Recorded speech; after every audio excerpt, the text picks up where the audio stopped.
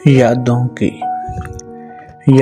کی گھنی دھند میں ایک چہرہ ابھرتا ہے، دراز قد، گہری کالی آنکھیں اور آنکھوں میں سرد خاموشی، گلابی ہونٹ اور مسکراہٹ جیسے چمکتے ہوئے موتی۔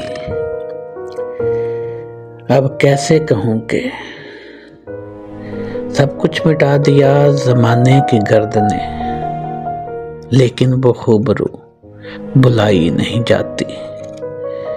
وہ نین نقش مجھے سونے نہیں دیتے، وہ نین نقش مجھے سونے نہیں دیتے، اور مجھ سے میری روداد سنائی نہیں جاتی۔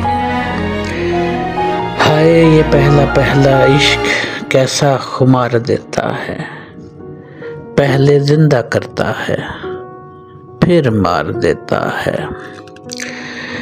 پھر گزرتی ہے عمر یوں اس کی تشنگی میں کہ یہ ظالم دل کی بستیاں اجاڑ دیتا ہے۔